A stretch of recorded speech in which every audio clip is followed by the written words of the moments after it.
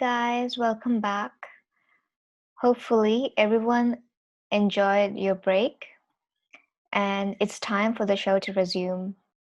Okay, folks, this show is about to get really interesting.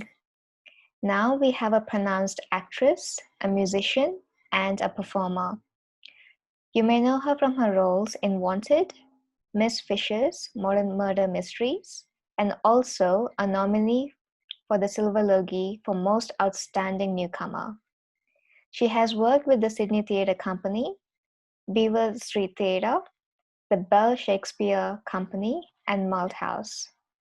This session is going to be a little different because we thought, what if we could really get to see how she creates this wonderful imagery for her canvas.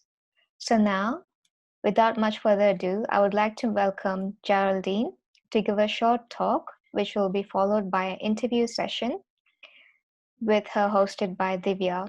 And then the floor will be once again open to questions. So please write it down in the Q&A section and we'll get back to you as soon as possible. So please welcome Geraldine. Over to you when you're ready. Thank you. Thanks, Amira. This format's so strange. I'm still getting used to Zoom. I'm sure everyone's starting to feel like it's quite normal, but yeah, it's weird not being able to see you. I'm so used to performing on a stage where I get to actually see the audience and see your reactions and talk to people. So I hope if I say something funny that you actually laugh at home, because it's going to feel very lonely. But yes, it's not, I'm not a stand-up comic, so it's not going to be lol city.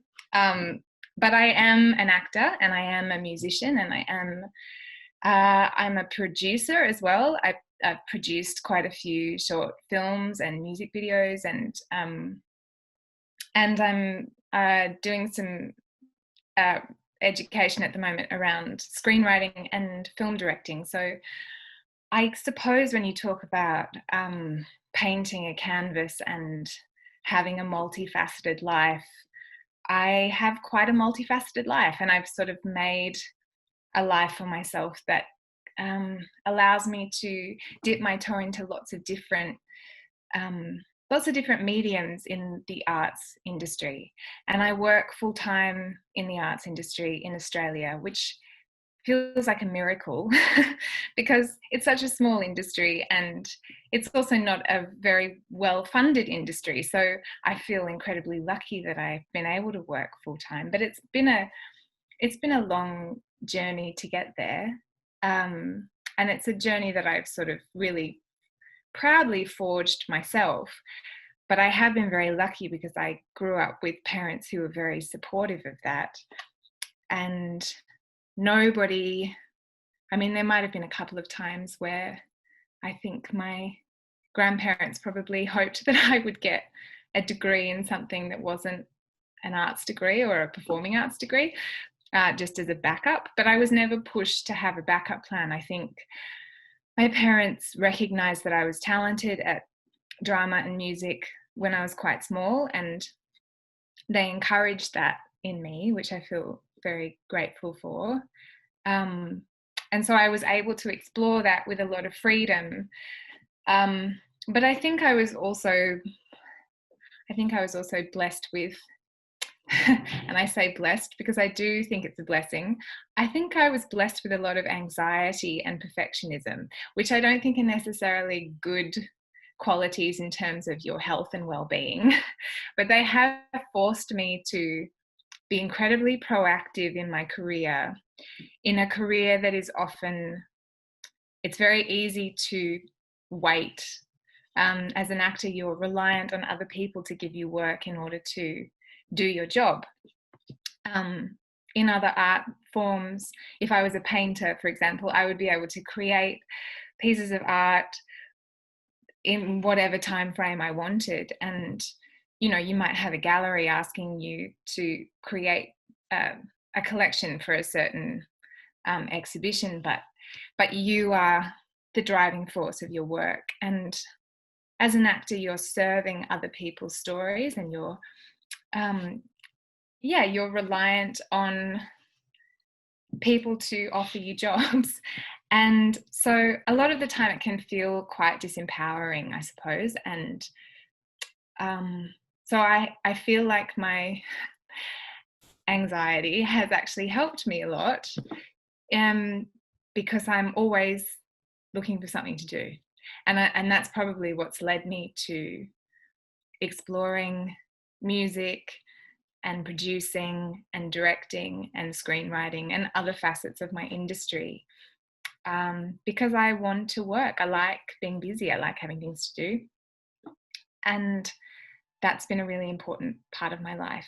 But what I wanted to talk to you guys about today, and perhaps you've got some questions around this, but when I was thinking about this topic of painting the canvas of your life and thinking about how I could offer any insight into that, I think the big thing that I relish in my life is creativity. And I don't think of creativity as something that is only tied to artistic practices.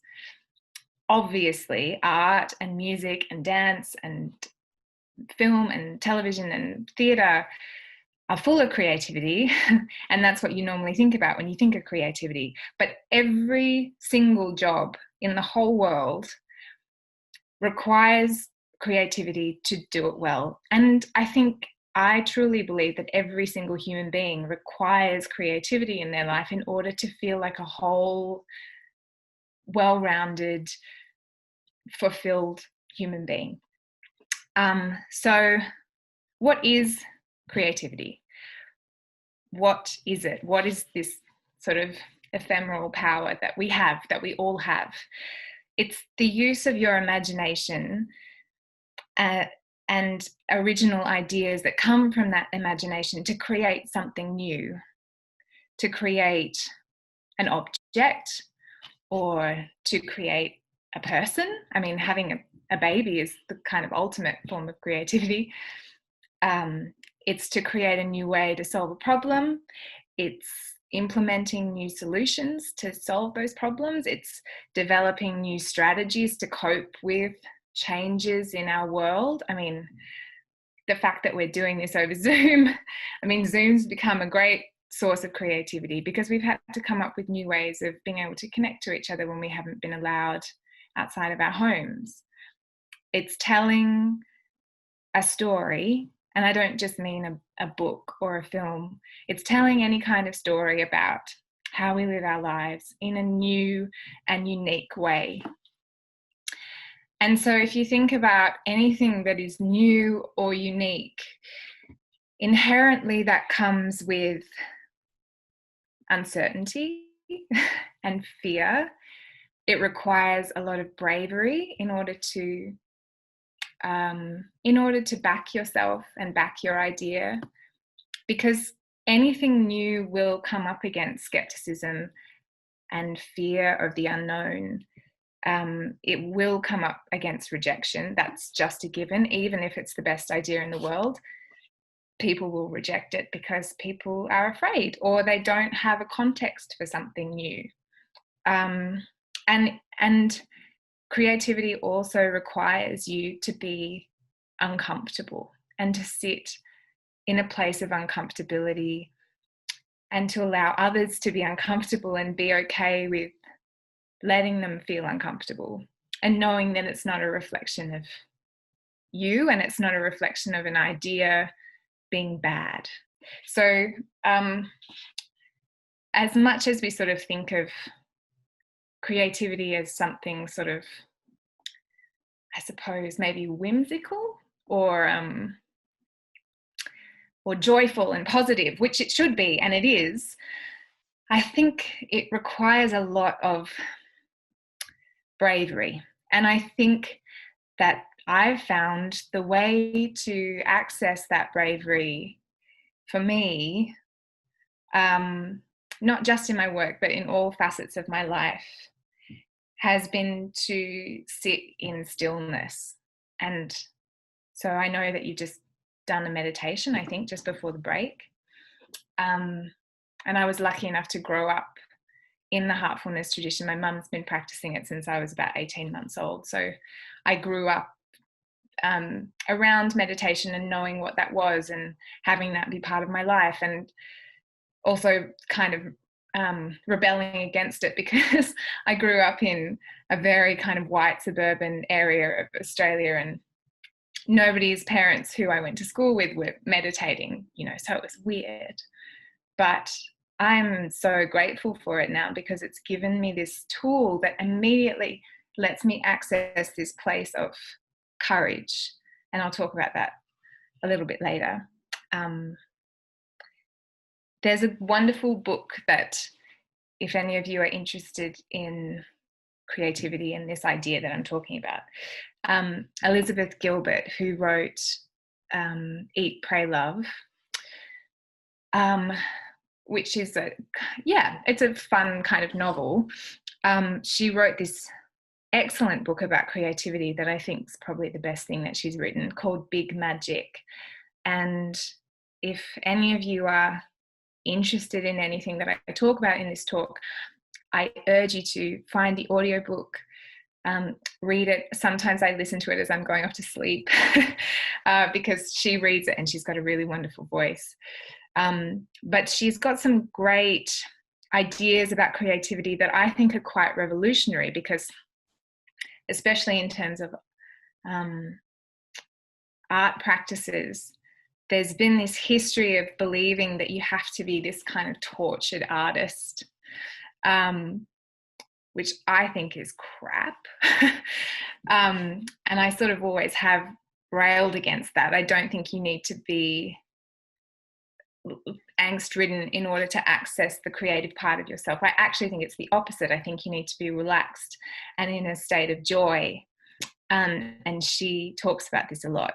But a quote that I read the other day that really stood out for me from this book was, she talks about one of the oldest and most generous tricks that the universe plays on human beings is to bury strange jewels within us all and then stand back to see if we can ever find them. What does that mean? Strange jewels within us all. I'm a big believer in learning to be yourself, and that being a massive step forward in terms of living a fulfilled life. And often we think about being yourself as, allowing the best parts of you to shine.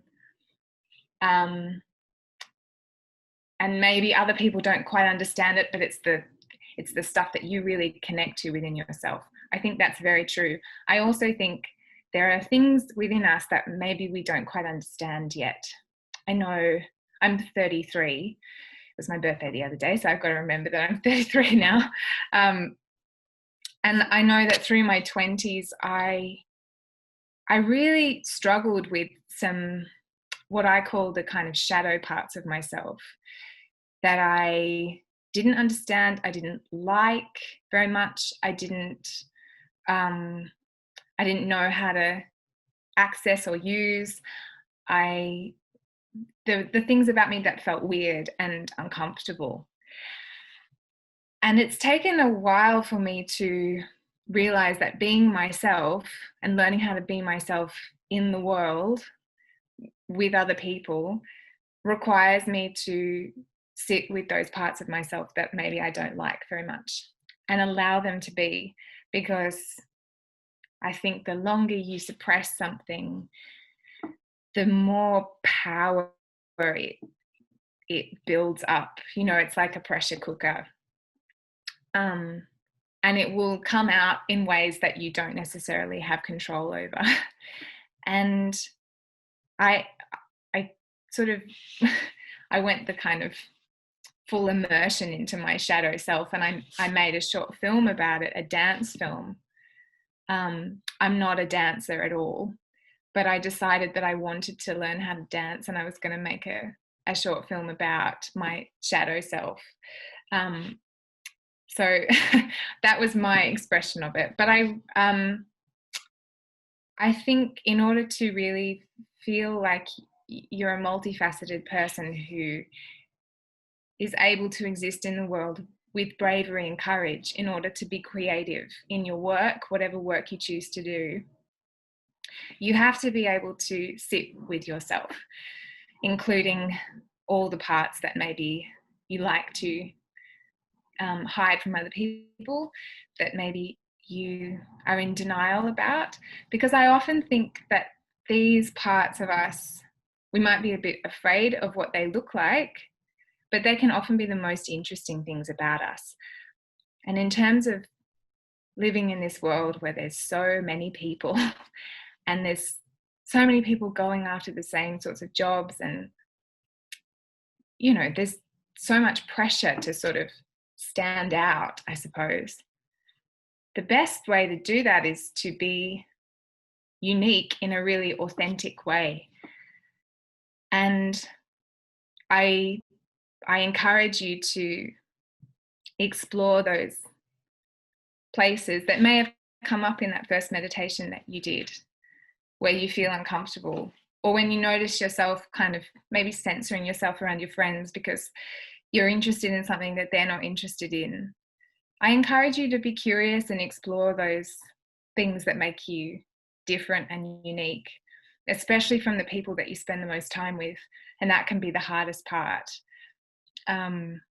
We have expectations from our parents, and we have expectations from our friendship circles that we've curated and sustained over long periods of time. But it can often mean that we deny our curiosity, and we try and fit in to the little circles that we have in place. And that's I think that's really normal, but it's also quite limiting. The best thing about creativity is that it's not limited and it's completely renewable, and the more that you use it, the more you will have. There's a great example in Big Magic that Elizabeth Gilbert talks about, and this is an example of creativity not being sort of fixed in a person's life.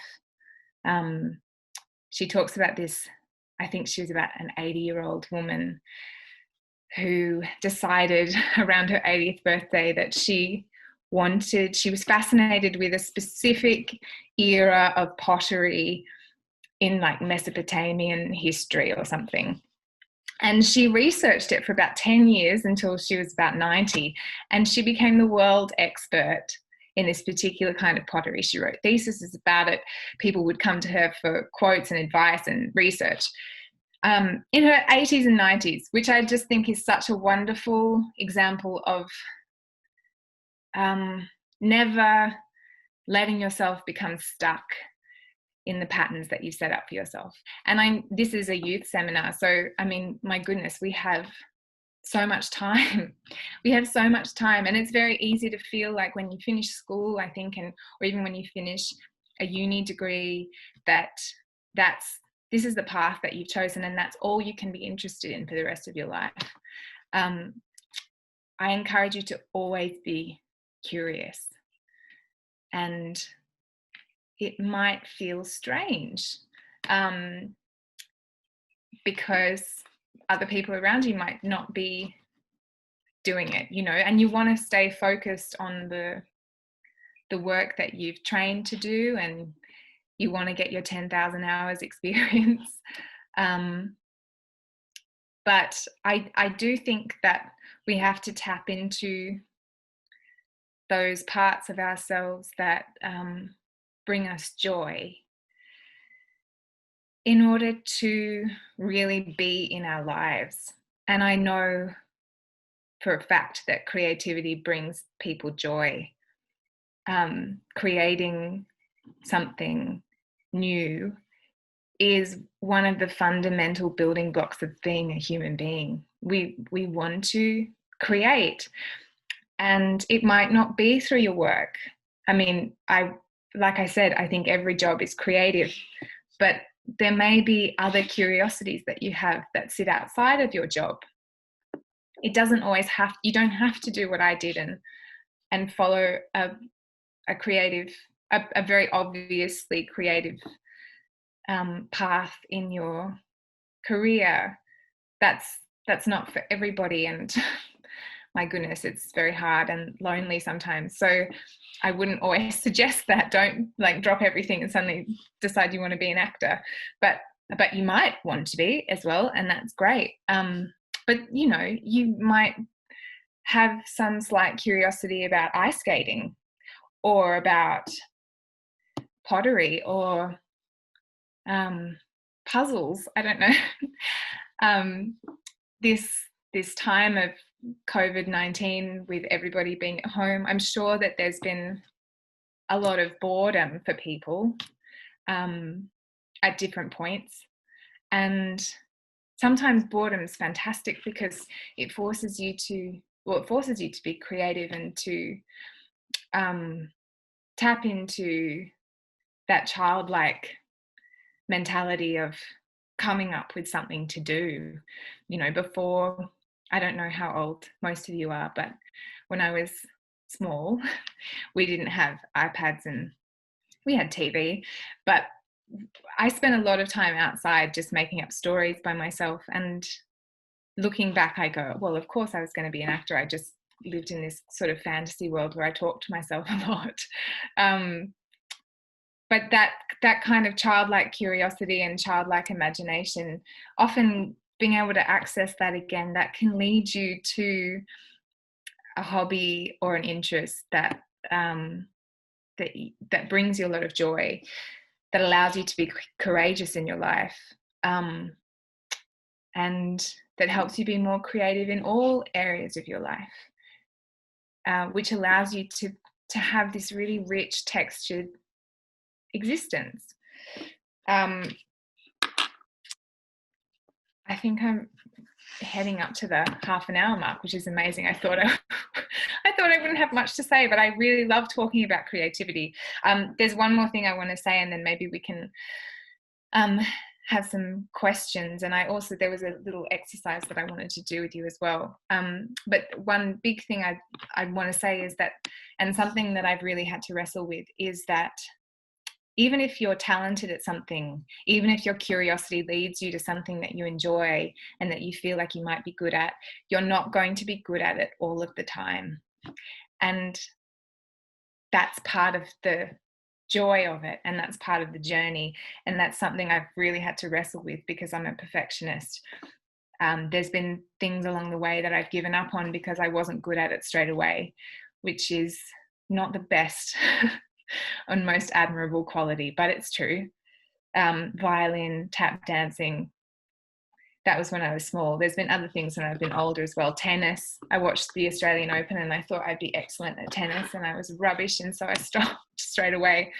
That's a shame, because I've now realized that you won't be good at it straight away, and that is how you create your community, and that's where you find your tribe, because you have to find teachers and you have to find comrades who can help you learn and get better, and then you find your people, and then you find fulfillment. So don't be afraid of not being good at something, even if it's something you long to be good at. I just encourage you to keep going, because it's the practicing, it's the enjoyment of just doing it and getting better that teaches you how to be brave. So Divya, I don't know if you want to do some questions now, or if I should do my little Hi, Jerry. No, fantastic. I told you you would be fine with the timing. So I think we can do the exercise, because from what we discussed, it's very relevant, ties into the speech, and it's a good segue into the interview. So fantastic. Okay. So if everybody's got a pencil and paper, and if they're able to write, or if you want to speak it out loud, you can. You're all muted. It's all private. Hopefully you're just kind of in a room by yourself and you can just talk a bit and not feel stupid.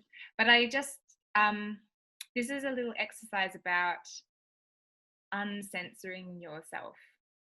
And it's not going to do it straight away, but it's just something to think about as you go on in your life. If you ever feel stuck and you're not sure how to move forward, something that I found really helpful and something I read about in this book called The Artist's Way, which is quite a famous sort of artistic program, I guess, to help unlock creativity. She suggests doing these morning pages where you just write like uncensored train of thought. You write 3 pages. We're not going to do that much because it's a lot, but I'm just going to put a timer on for a minute. And I want you to write about the room that you're sitting in. So, for example, I might, this is me talking it out loud, what I would write down. On the table is a vase of tulips that I got given on my birthday. They're slowly dying and the water's turning a bit feral, but the tulips are pink and they look like ball gowns from like the 1950s. And then I look up on the wall and there's some framed pictures. I'm staying in a service department. There's some framed pictures, but there's no glass in the picture frames. And I wonder what happened to the glass, whether it broke. Did they just leave it out because they didn't want it to break and someone to hurt themselves? I look at the walls and they're pretty blank, but I've stayed here before and I sort of have memories of what it was like staying in this room last time I was here, and my partner was going through a really hard time and I organized a surprise party for his birthday. See how like my brain's kind of going on these tangents and I'm not stopping to sort of see whether it's okay. I want you to just write for a minute just about your room that you're in and what it brings up for you. It can be memories, it can be sensory things, it could be smells, it could be textures of the floor or the chair that you're sitting on, and just let it come. Don't, whatever it is, no one's going to read it, so it doesn't matter what it is, how bad it is, how funny it is, how weird. Let's just write for a minute and see what comes out. Let it surprise you. So I'm going to set my timer. Give me a second. Timer, 1 minute. Okay, ready, set, go. I'm going to do it too.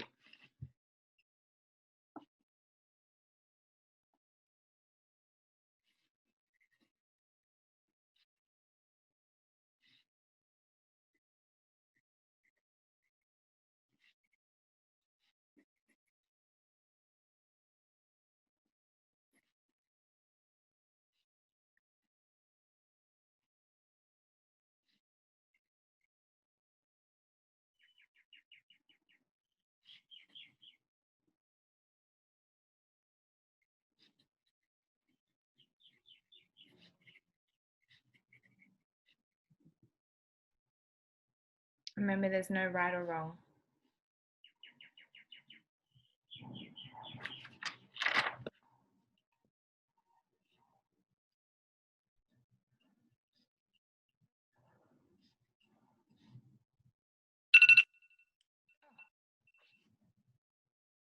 So quick. We probably could have done 5 minutes and it would have been good. That may not have been long enough for anything strange to come out, but I just wonder where your brains went and if any of you were kind of surprised by anything you wrote down. Yeah, have a little think about that. And if there was anything that you want to share, or you were sort of, or you felt blocked, or you just stood there staring at the page and didn't know what to write, that's also fine. I think I would just love and encourage you to, notice the world that you're in and notice what comes up for you. And like when you sit in meditation, you just allow everything to flow through you without judgment, and And if there's something that comes up and you're curious about it and curious about where it came from, you can follow that. It might lead you somewhere really interesting. Yeah, so that, it was quite a short exercise. I probably should have done it for a bit longer, but just an example to kind of help you when you feel stuck, if you're not sure and you feel like you're overthinking it. It's really nice to be able to just like vomit out whatever's inside onto a page. And like the cleaning process that you're going to learn, I think, after this talk, it helps things just leave. You stop holding onto it so tightly once it's out, whether that's speaking it or writing it down or, you know, physically learning how to clean it out of you. Yeah, it can help let go of things, but it can also take you on a path to discover more about yourself. So that's my little talk. And if anyone's got any questions, or Divya, Hi, Jerry. let's do it. So great. So we compiled questions. So when we put out your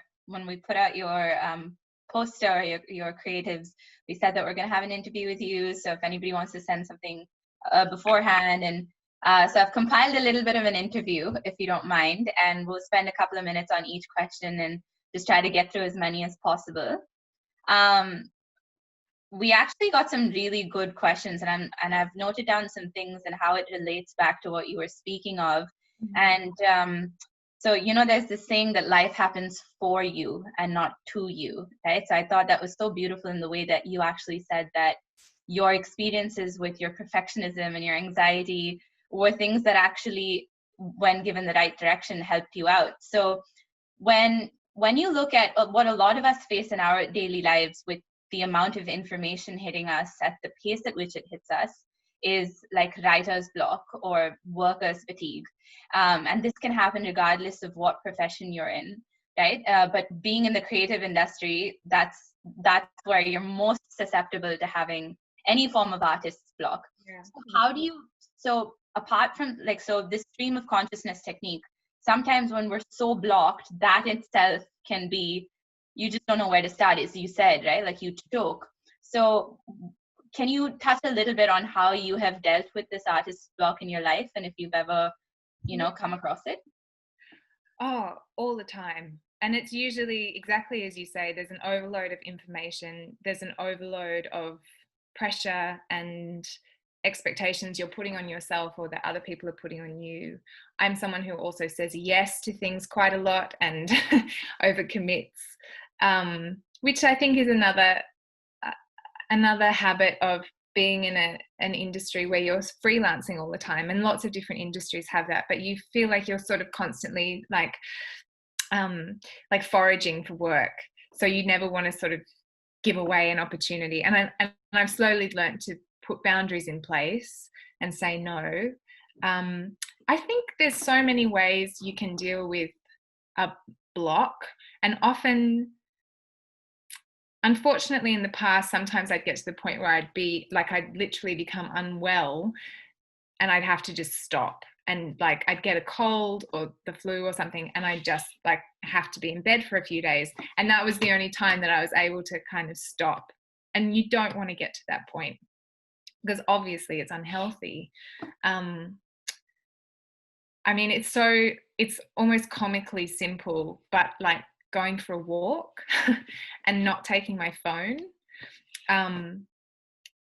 doing some yoga, like actually getting into my body, or any kind of exercise, but especially something that sort of regulates your adrenal system. Because when we're really stressed, our adrenals become really elevated, and it's impossible to kind of calm that down without doing some breathing and like literally kind of grounding your body. But I find that like having a walk without my phone, without like anything playing in my ears, and actually kind of looking at my environment is such a kind of calming thing to do, because it's a meditation, like walking and being present where you are and noticing things. And especially I find noticing the beauty in things. If you really are trying to notice the beauty in your everyday surroundings, I find that very calming on my nervous system. And doing some kind of like relaxing exercise, or even something like putting on my favorite piece of music and like dancing like an idiot in my living room and trying to kind of like get that feeling out of my body. It can be, I mean, I'm used to making a fool of myself. That's what I do for a living, so I don't find it difficult to do. It can be a bit confronting if you've never danced before or you don't feel comfortable in your body, but it is a great way to kind of get, because you can literally like shake feelings out of your hands and out of your feet, and like you feel the energy leaving your body. So I do think when you're so blocked that you can't think anymore and you can't write or you can't do your work, I think it's all about accessing that quiet place inside yourself and not trying to think through it. You've got to find a way to kind of bypass your brain and that's through physical stuff, and it's through meditating, whether that's sitting in meditation or walking and being present where you are, and especially not having your phone. I mean, this is just like, oh look, there's my dog. This is like the devil. I mean, it's so hard, it's so addictive, and it's so hard to switch off that anxiety when, you know, you've got emails coming through every second and you've got messages coming through all the time, and people know that they can access you whenever they want, so you can't hide. I just literally hide. I just go, this time I'm not answering anything, and you have to be really strict with yourself and put it in a box or put it in a drawer. Yeah, those are my tips. That's beautiful. Actually, it's so funny because so many of our youth seminars surround this topic, and I just feel like through your mouth, it was like all of us talking. So in my experience with the youth group, so it's definitely very relatable. I'm glad that you said that you have reached that point, because without reaching that point, you don't know not to reach that point. I also loved that. So just to summarize what you said get yourself out of the adrenaline oriented, like sympathetic nervous system, fight or flight response mode, and like do whatever it is that you do just to switch yourself into rest and digest, you know, like you're fine, whether it's dancing or whether it's taking a walk. And for some people who are really extroverted, for example, it might be going and talking to a friend and not talking about work, you know, talking about something else. Like I'm extroverted, but I'm quite shy, so I'm a weirdo, but I really need other people to change my energy. If I'm by myself too long, I just get lost in my head, and as soon as I interact with, especially with a close friend, I feel different. It just like, it cuts any of the tension in me, so that can be good too. It just depends on your personality, I think. Yeah, for sure. Actually, some of my friends are here, and I know, like, they say, you know, sometimes you just need a brick wall to talk to. Like, you just need like someone to give you the right cues to you know, sort it out on your own. Yeah. Okay, wonderful. So we'll go to the next question, which I really, really love. So this one says that, so we all wear different hats in our daily lives. So when we leave our personal lives at home, we step into our professional personas when we go to work. And likewise, when we're with our friends, our partners, our children, etc., etc. So how do you separate your emotions and experiences personally when you have to A, deliver on demand as an artist, and B, when your job itself entails you playing so many different characters? So I thought it was very cleverly worded. I wanted to know what you thought. That's so interesting. I've never been asked that before. I guess, well, I'm kind of lucky that I am an actor, because often I can use my personal emotional life in my work. I mean, I think being an artist of any kind requires you to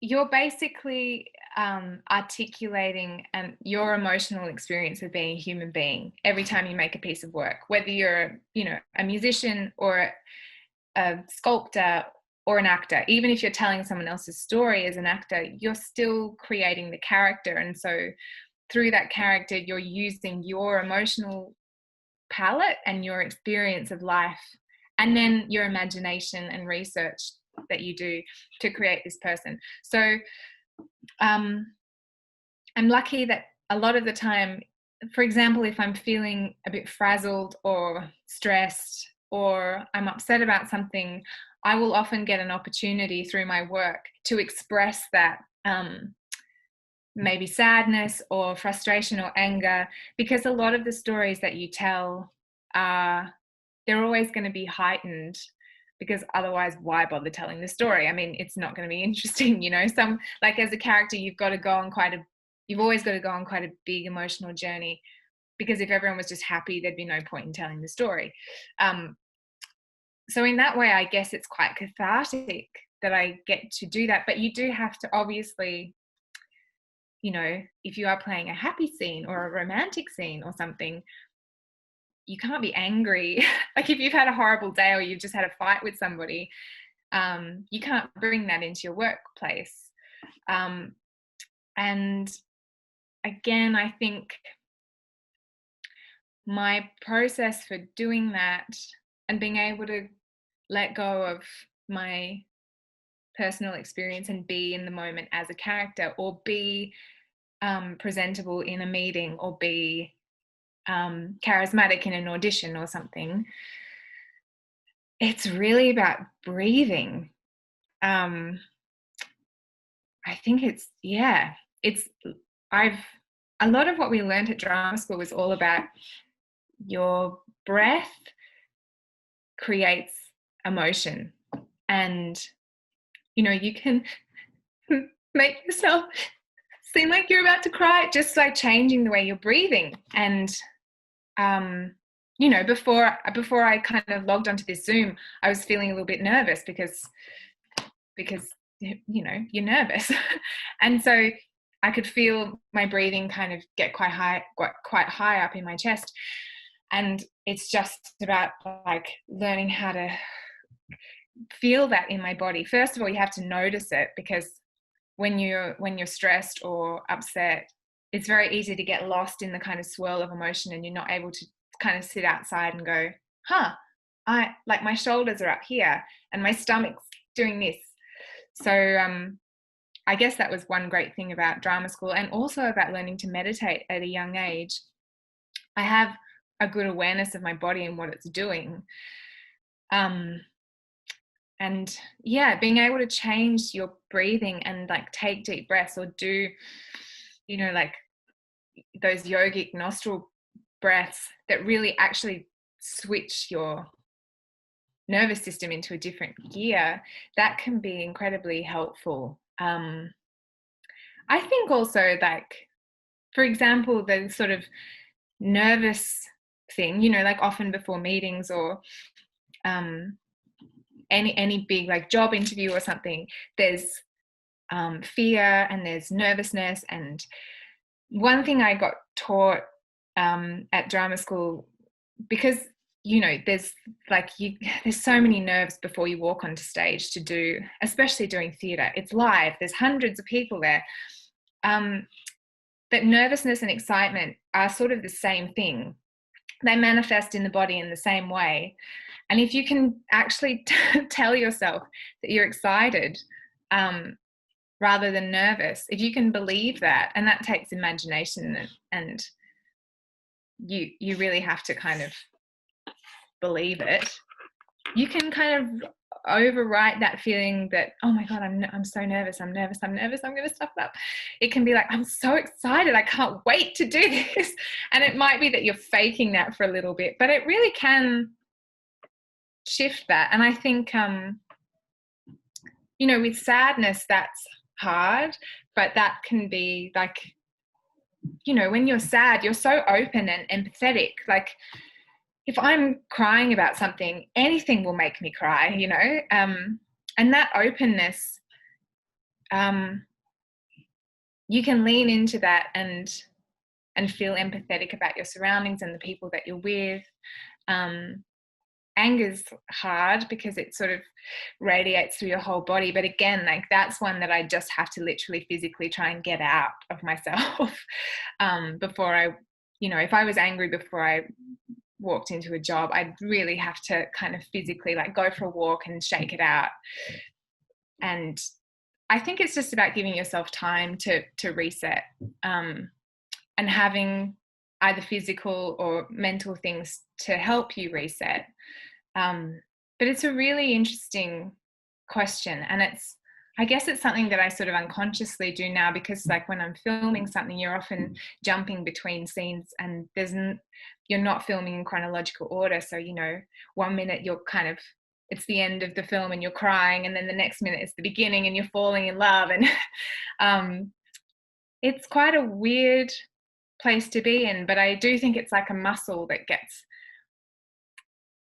stronger with use, flowing through and letting, I guess, like that exercise I was talking about, letting stuff like move through you quickly. And that's where something like cleaning will be really helpful, because it allows things to leave. You learn how to let go of things.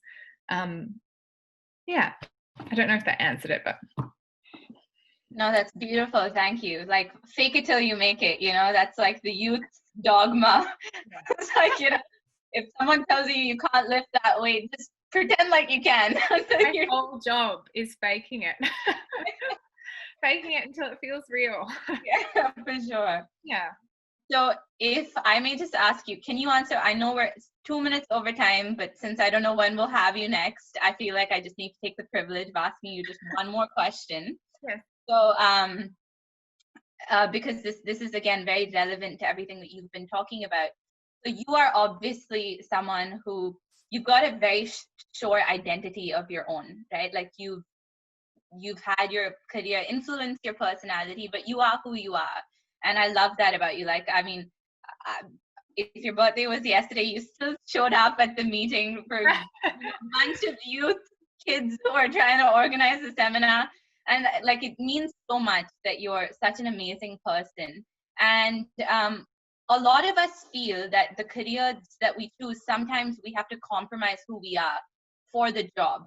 Now, in an industry where this is the essence of the industry, is that you've got to make tough choices. This is showbiz, right? So how did you navigate your personal values and your personal belief system in this career, being a producer now as you are?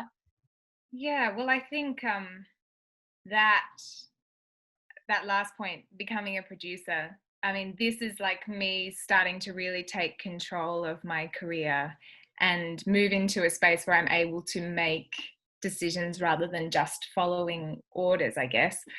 And I'm wanting to direct films and tell stories of my own. But it has been a process of, because yeah, like you said, especially in an industry where you often find yourself compromising, and you know, there's lots of tropes of actors, you know, like getting into compromising situations and like having to compromise their beliefs. And I mean, it's such a weird job to have chosen, pretending to be other people, because yeah, sometimes you might find yourself telling a story where you're like, I would never do this, but this person is. And I suppose the choices I've made have always been about, do I believe that the story is important? Is it a helpful story to tell? Is it educating people in a good way? Regardless of what my character does, is it making the world better somehow? And sometimes when I was starting out, I sort of had to say yes to a lot of work, because you want to work and you have to kind of go, okay, this isn't the greatest thing in the world. It's not life-changing, but it's not going to hurt me. You know, like it's not going to set the world on fire, but it's fine, you know. And luckily I haven't been put in lots of situations where I felt that the material's really compromising. And if I have, I've said no. And I think that's really just been the biggest thing that I've learned, is that it's okay to say no and set boundaries. And there's often fear that especially when you're a freelancer, that you'll never work again if you say no. But that's been my biggest power tool, is being able to say no. And I think people really respect people who are collaborative and open and creative and excited about things, but who also have boundaries. I think that's when real respect happens, because you begin to define who, like you said, that's very nice that you said I have a strong sense of myself, because I don't always feel like that, but I think I am more and more. I think as you get older and you do start saying no to different things, or as I was sort of talking about earlier, being curious and following different things and creating this rich tapestry of your life, you do start to define who you are. And that's really that's powerful to be around when you are with someone who is really themselves. And that only comes about by saying no. If you say yes and try to please everybody, you're just like, you're spread so thin and you don't really have any substance. It's sort of about the boundaries that you set up that give you structure, that give you, that make you a whole person. And that can feel counterintuitive, because you think saying no, or saying I'm not comfortable with that, or saying that's not what I believe, so I don't want to participate in that, it feels like you're putting a block down. But actually, if you're doing it in a way where you feel empowered and you can feel loving about it, you don't have to be like, no. You can say, hey, this is just where I am, and this is who I am. I think people really respect that, and it can be scary, but I think I've been pleasantly surprised at how easy it is. and I do think if it feels right in your gut, in your heart, then it might be uncomfortable for a minute, but it will feel so much better than pretending to be somebody that you're not.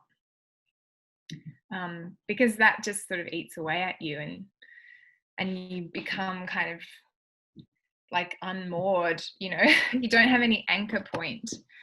And it's very different to being rigid, it's very different to being closed and prejudiced against other people who don't think like you do. And it's, you have to be open, but you're allowed to have a small wall around you. You're allowed to say, this is me, this is my space. I think there was a question, someone wanted me to repeat the name of the book, which I mentioned earlier. It's called Big Magic, and it's by Elizabeth Gilbert. I hope that you all got that. Big Magic. We can send it out to all the participants as well, and the goodie bag they're going to get after the seminar. Yeah, great. Anyway, thank you so much. This is the end of the road for the interview. And so yeah, thank you very much from my side. I'm going to pass it over to the host now so that they can transition you out. But thank you so much. Thank you so much for your time. Bye. Thank you so much. Thanks, Damesh. Yeah, thank you. It was just like you said at the start, you were like, oh, it's strange being on Zoom, but honestly, just with your personality and everything, it was literally like you were here with us. So it might feel strange to you, but to us, it was just completely natural. Great. Yeah, it's so good. Lots of love to everybody, and lovely to see you, and enjoy the rest of today. Of course. Thank you so much. Thank you. Bye-bye.